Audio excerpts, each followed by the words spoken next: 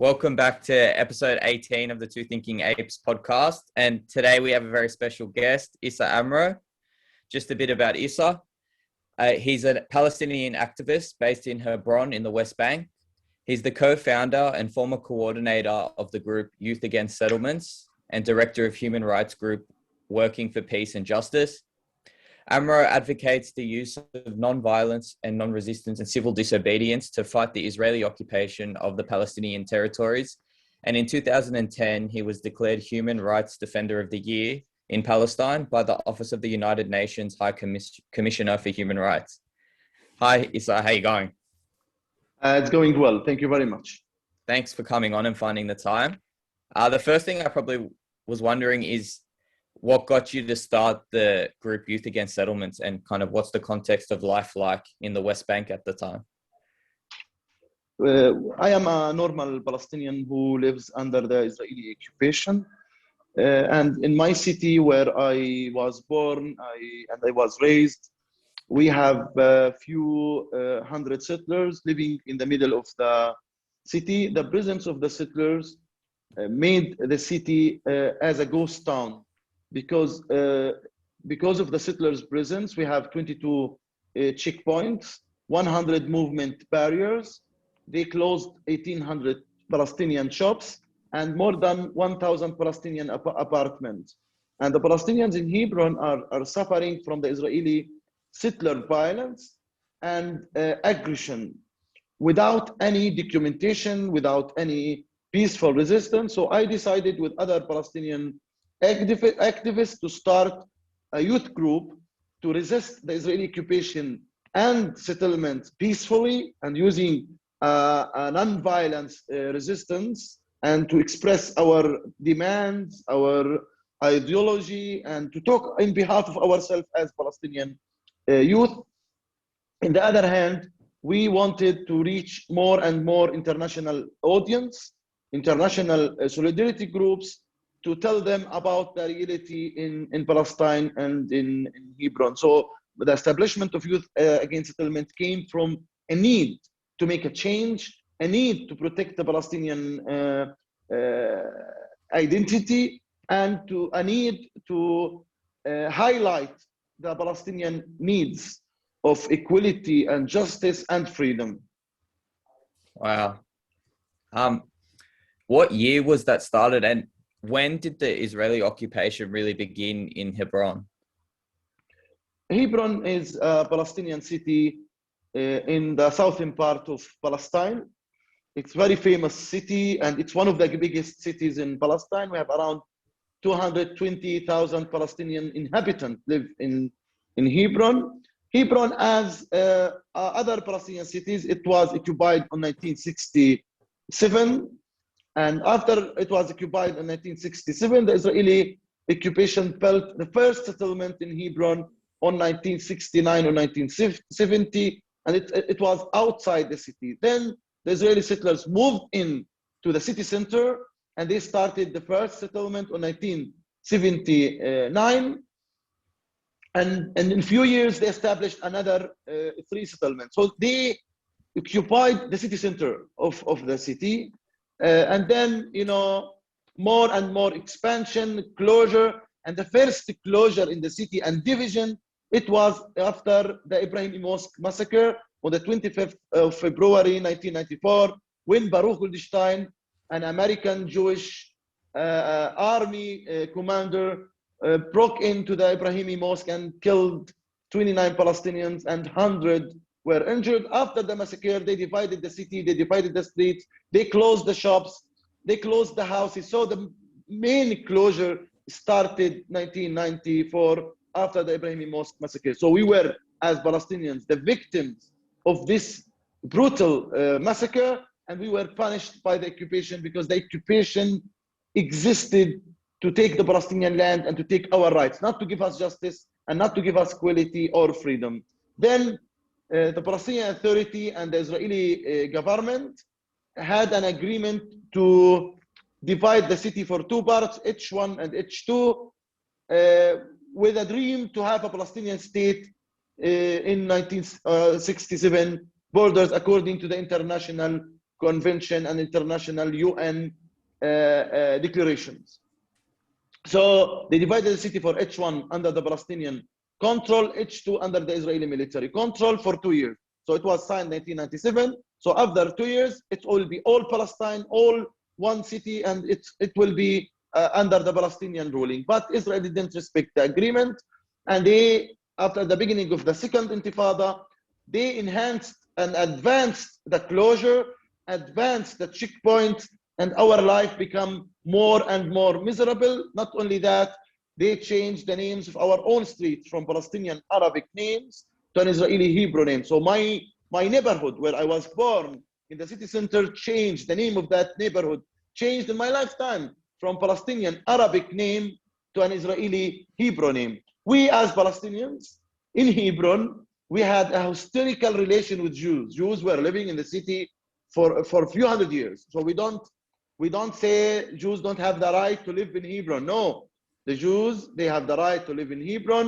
We want them to be our neighbors. We want them to be our friends, but we don't want them to be occupiers or illegal settlers according to the international law. And for sure, we don't accept that the settlers, the Israeli settlers, will be under the Israeli civilian law, and me as Issa, as Palestinian living in the same area, will be under the Israeli military law, which means that I will be without any legal support, and I will be all my rights will be completely violated by the military law. I mean, the military law means you have no right. It's military. It's not civilian. And on the other hand, settlers are living under the Israeli civilian law. And according to Human Rights Watch, one of the most famous human rights organizations, American human rights organization in the world, they published a report described that it's apartheid.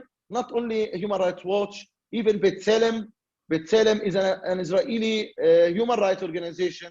They published another report that what is happening in the occupied territories because of the two sets of law as apartheid. So we don't want this inequality and injustice, but if the Jews want to live in Palestine, in Hebron, they are more than welcome, and we welcome our Jewish friends to come and live peacefully with us with full equality. This is what we want. And nowadays, we have more settlement projects in the city. We have more settler violence. We have more restrictions. Yesterday, for example, they attacked us in Hebron. They attacked my house. They attacked me. They attacked me violently because the legal system is like that. We are here, and they are much higher than us, and they have full impunity to attack without any accountability. It's occupation. It's not a fight. It's not a conflict between two nations. No, it's one country occupying another people, controlling all aspects of our life. The water is controlled. We don't get enough water as Palestinians in our own cities. Electricity is controlled and restricted, and we get a few short of water. We don't get enough water, enough electricity. Gaza has no electricity. Other Palestinian cities in West Bank don't have enough electricity. In Hebron, we need 120 mega. For us, they give us 100 only. They sell us 100. They don't give us anything. Everything we pay double price.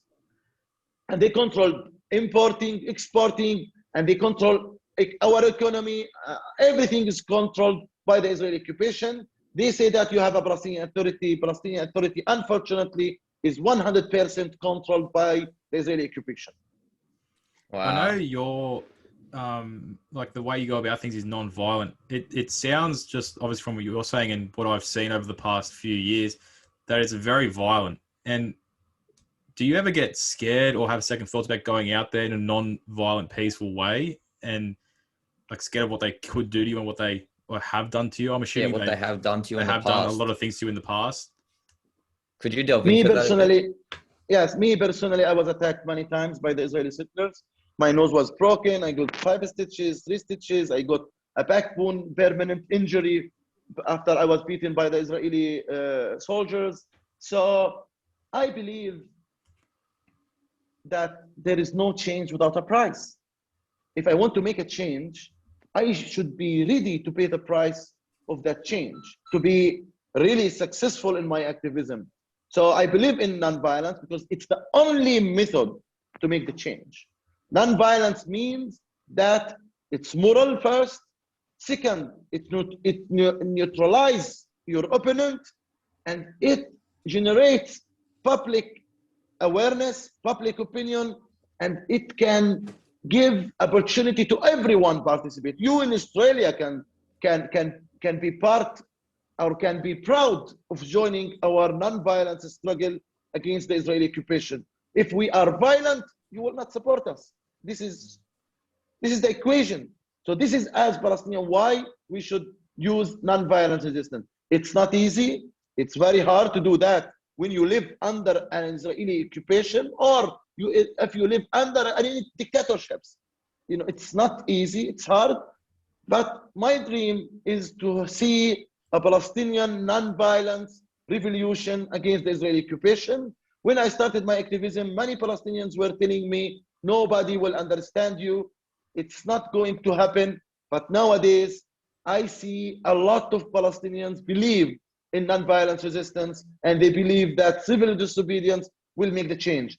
Unfortunately, until now, the price to make the change is very high, because they even restrict your movement. You can't work. Me personally, I'm blackmailed, in spite that I am a non-violence activist and my group is a non-violence group, but Israeli occupation doesn't distinguish between violence and non-violence. It's either you are pro-occupation or against the occupation. That is how they sort us as Palestinians. It's very honorable and amazing, the path you've taken. Is there any in particular people that inspired you to take that path? I started my activism when I was in the university, 2003. I was studying electrical engineering. Unfortunately, the Israeli occupation usually a collective punishment against the Palestinians. So they closed my university campus. I had to resist the occupation and reopen my university campus to get my engineering degree. So when my university campus was closed, sealed, and we were sent to the streets as students, I studied Martin Luther King methodologies, ideology, Mahatma Gandhi, the anti-apartheid movement in South Africa. So I studied the non-violence movement in the world. And me and with other friends, we established our own methodology to end the Israeli occupation and fight the Israeli occupation. Our main work is to increase the cost of the Israeli occupation on the occupier. Until now, the occupation is cheap for the Israeli occupation. And this is my message to our friends all over the world, especially in Australia and the United States and in Europe. Please think how you can make the occupation costly on the occupier. Don't try to defend the occupier or justify the occupation or try to blame the victims. Think how and be creative how to make the occupation costly. And everybody now, with the social media revolution and with the technology, can be creative to make the occupation costly on the occupiers. This is how we work as Youth Against Settlement. We do rallies, we do documentation, we do tours, we do advocacy, we do networking, we do legal training, we do a kind of social activities for our community. So we try to stay united, strong, and increase awareness by our documentation and our messaging to the international community about our rights. We as Palestinians are asking to be equal with everybody else in the region. This is what we want. We want to get the basic needs of everybody else in the world. Freedom, justice, equality. That's what everybody should get all over the world, not only in Palestine or Israel or the United States or Australia or Europe. This is human rights, rights and needs, and this is what the Palestinians are asking for and calling for. What do you think? So you touched a bit on about social media. What do you think like people like us could do? We're just two university students from Australia. Do you think like resharing posts or activism in that sense, do you think that's effective? Or what other means would you suggest for just people like us that aren't really in a political space? We're just interested in trying to learn about people, I guess. You are the future. You are the ones who can make the change. The university students can lead the country to have a position against the Israeli occupation and Israeli apartheid. How you can do that? Increasing awareness, establishing groups online to talk and discuss how to increase the cost of the Israeli occupation. And you can make campaigns online on social media. In the same time, you should do something on the ground. Do visits to the politicians, your representatives, and ask them what they are doing. Try to reach the parliament, try to reach the government, try to write in the media. You can do all of that. Many Australians don't know the truth, don't know that it's occupation, it's not conflict. They don't know it's not two opponents fighting each other equally. It's not fair conflict. It's one oppressor against another oppressed people. That's it. So in that way, when we increase awareness, when we generate public opinion, when we question the politicians and the government and other students to be part and to make a change, this is how you can make a change. I can say, at least from our circles, there definitely has been in the last year or so more of a spotlight towards the issues in Israel and Palestine. And I think, at least from my understanding, in the circles I'm in, there is more of a conversation towards it becoming occupation as opposed to like a war. So I can say from my understanding in the circles I'm in that conversation is happening more. And I feel like there is more activism in the university circles at Australia, at least. So I would say that I do think that stuff is working, but can it only go so far? Yeah, because from the looks of it all, even now, it seems like it's probably not the most that everyone can be doing about it, but especially on social media, a lot of people are raising awareness and doing things like that. But it feels as if there's still a lot more that the international community needs to do. And it's only so much that people like us can do. It's more people in power and that have to, like, I don't know if interject's the right word, but just help more from the sounds of it as well. Because it seems like it's just getting more violent and violent, to be honest. Would you agree with that it's getting more violent and violent? No, I see more non-violence. I can say in the Palestinian territory, I see more violence from the Israeli occupation. Yeah, I meant I from agree. Israeli occupation. Yeah, but that means we are effective if they become more violent, and there is no change without a price. We should sacrifice sometimes and pay a high price for our passion. It's amazing that you talk about it so openly.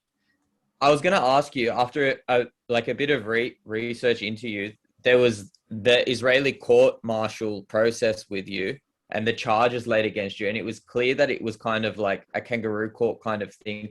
Did you want to touch on that a bit, the charges that were against you?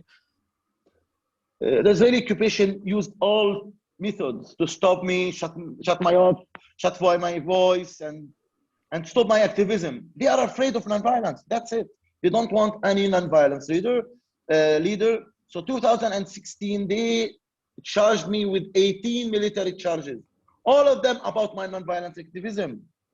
But in the military law, I am not allowed to practice my nonviolence activism. This is something very important to address. So they charged me with 18 military charges, and I stayed in trial for 5 years. 2021, they convicted me with 6 military charges, and they sentenced me 3 months suspended jail time and to pay 3,000 shekels, almost 1,000 Australian dollars, and restrict my activism as an activist. But I'm appealing and I'm confronting them, and I don't really afraid, and that will not stop my activism, because I told you, if you are effective, they will go after you. If you are not, they don't care about you. So I feel that my non-violence activism is making a change, and it is costly for the occupation. It's very costly as well, because if you're non-violent, they can't paint you out to be some violent guy, because you're literally not doing anything apart from raising awareness and putting yourself out there. So it's a pretty noble thing to do. And personally, I don't know if I'd be able to do it. Yeah, but you're right. There's a price to pay if you're willing to pay the price. Would you call it political persecution, really? Towards Again? you? Would you call it they're politically persecuting you? Yes, for sure. They are politically persecuting me. They are, threatening me. I got life threats. I arrested, detained. They want to stop my voice. Not only me, many other Palestinian human rights defenders, they face the same fate, the same problems. They don't want non-violence resistance. They are afraid of Gandhi. That's the equation. They don't want a real mobilization and a real non-violence movement. It's interesting because it's very easy. I understand what you're saying. It's very easy for the Israeli government to find a violent act and then say, this is everyone. And then that kind of authorizes them to use more force. So it's very clear, like it's clear to see that they could try and just suppress everyone who's non-violent because they're trying to keep you out of the limelight, which is very interesting. I wanted to ask, in terms of examples of violence towards you or violence you've seen the Israeli military, because it's not police, is it, walking around? It's all military around the streets. It's military, and even the police work under the military rules. What type of violence are you seeing on the regular basis? Or not even towards you, towards everyone, because it's clear that you're being targeted. If, as a Palestinian and as other Palestinians, we, the Palestinians, face verbal abuse, symbolic abuse of harassment at the checkpoints, at the streets, in our houses, to violence, physical violence, beating you up, throwing stones at you, throwing Molotovs toward your house, beating you up and detaining you by the army, to be arrested, falsely handcuffed, blindfolded, to be kept in jail, to be put in administrative detention, which means to be in jail without any trial, and to shoot other Palestinians or to shoot toward other Palestinian houses. Lately, we documented many shooting toward Palestinian homes from the Israeli settlers, burning our fields, burning our houses. So all sorts of physical violence, verbal violence, and symbolic violence. What are your thoughts on what Hamas is doing then, as a non-violent representative activist? Of Gaza? Yeah. Hamas is not the representative of the Palestinian people. It's a small movement.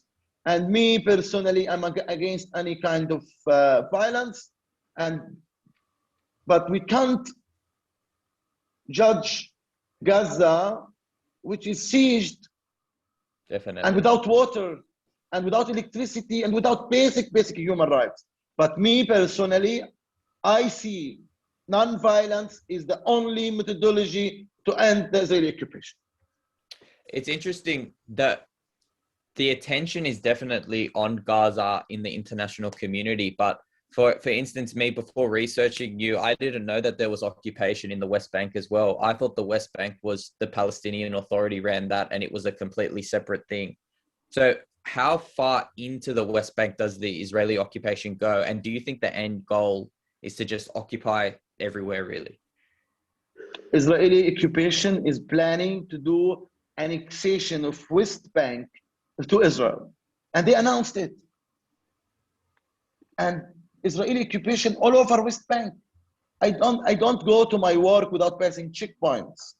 Our president doesn't leave Ramallah without passing checkpoints and get a permit from the Israeli occupation. So the occupation controls all aspects of the Palestinian people in Gaza and West Bank, in Jerusalem, all over, all aspects, all small details of the Palestinian people, even the civil registration. The Israeli occupation controls it. Importing, exporting, everything is electricity, water, roads, everything is controlled by the Israeli occupation. And Israeli occupation forces, every day they invade the Palestinian Authority areas. So there is no real respect to the Palestinian Authority, and the Palestinian people see the Palestinian Authority without any authority. And they see the Palestinian Authority as a subcontractor of the Israeli occupation. Wow. Is there any victim support? So for example, if people are evicted from their home, are they put up with separate, like, are they given somewhere to live by the Israeli government? Or are they just thrown out and sorted, like, figure it out yourself? Themselves? You know, unfortunately, these days, we see a lot of house demolition. And the Israeli occupation really doesn't care about the Palestinian families. When they demolish the house, or evict the families. They don't care about their end.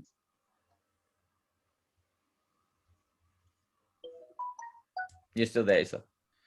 Yes, I'm here. Oh, okay. I thought I was gonna ask as well. I read that you met with Bernie Sanders and other American politicians. What do you think the American response, like how can they improve their response? What do you think they really need to do in terms of this area? One of the main problems of the Palestinian people is the blind support of the American administration to the Israeli occupation. So I work hard to change that and to make them act according to the international law standards and to see us as equal human beings as Palestinians. So I reached many American politicians. Few of them showed sympathy, showed solidarity, as Bernie Sanders, as Rashida Tlaib, as Ilhan Omar. Many other American politicians really showed a real position against the Israeli occupation and Israeli apartheid. Other politicians, until now, they are biased. We need to work on them, to convince them, to educate them, to teach them about the Israeli occupation and teach them about ourselves as Palestinians, what we want and what we need. Because blindly supporting the occupation for that long, it means they are prolonging the occupation, prolonging the injustice, and contributing to the apartheid.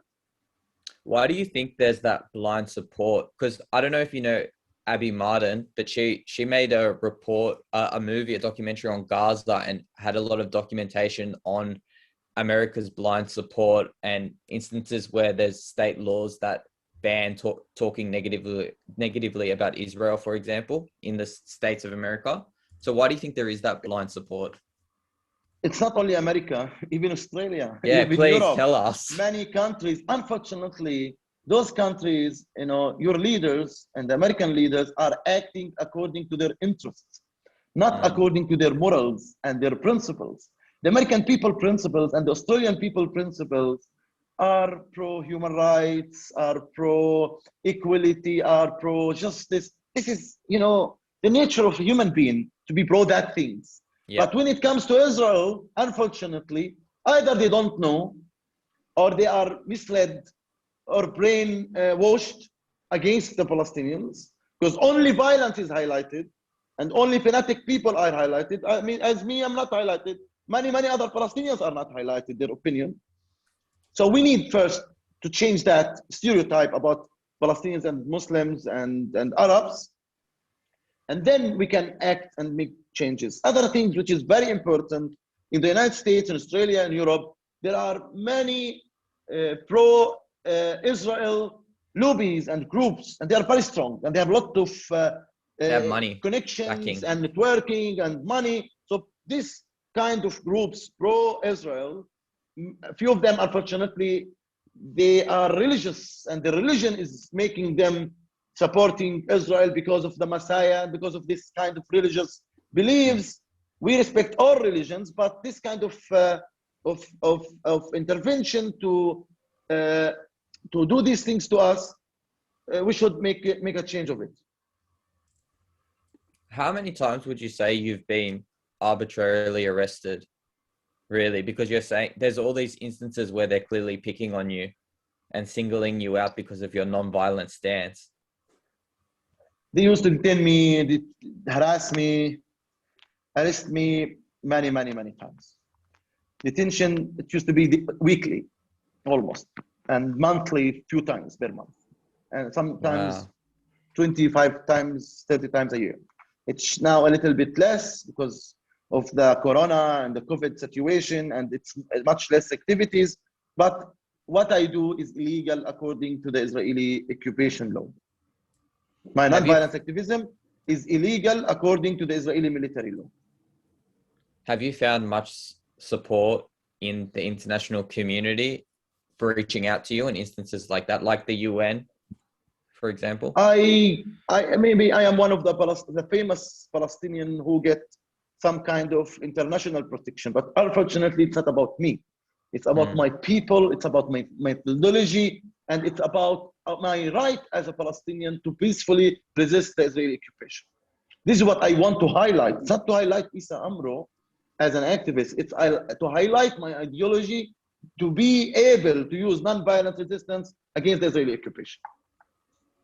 What other vested interests do you think the Western world has in Israel that makes them blindly support it? Like, I don't know too much about it, but the only thing, like, is it money, oil? Like, what is it? It could be It's World War II guilt. I Things like don't that. want to get that much in that, but let me say that the international community is acting according to their interest, either political interest or religious interest or economical interest to support Israel blindly, unfortunately. Can I ask, do you know Abby Martin? Yes.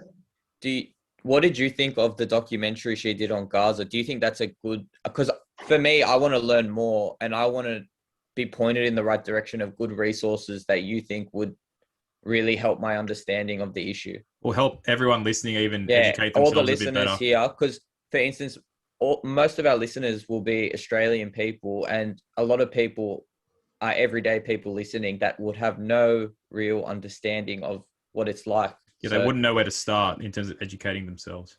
I am ready to share with them a lot of documentaries, books, articles to educate them. And I tell everybody, please study our situation well and then come and support us. Without studying the situation very well and understand the real pain we face as Palestinians, it doesn't we don't want a blind support as Palestinians. We want people who believe in equality, justice, and freedom and self-determination of the Palestinian people and know exactly what is happening in the ground. And we have a lot of neutral sources which is talking about Palestine and talking about the situation in the occupied territories.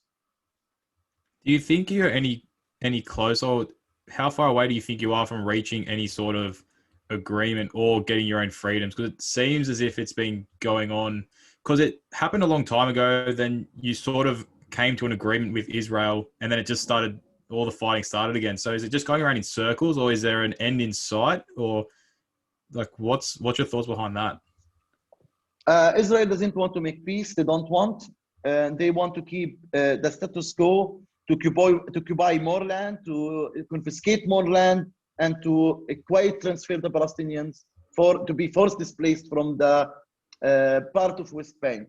So we are under a continuous violence to take our identity, remove it, and throw us outside our country. This is what the Israeli now mechanism and methodology to continue with the Israeli occupation. It's not occupation happened in 1967 and ended. No, it's a continuous Nakba, continuous Naksa, continuous land confiscation, violence, restrictions on the Palestinian people. Do you find on the Israeli side there are groups within that support your cause? Or would you say all of the Israeli people that live in Israel are very much like against non-violence and unification and peace? Well, they're just too scared. Unfortunately, the Israeli occupation is very strong among the Israelis, and the Israeli society is moving more toward the right. But for sure, we have many human rights organizations in Israel who believe in our Palestinian rights, and they really support us as Palestinian activists, as B'Tselem, as Yesh Din, as Breaking the Silence. We have few Israeli groups who really try to make the change, but they are the minority, and they are completely attacked by the Israeli right-wing government, and they are considered traitor within Israel.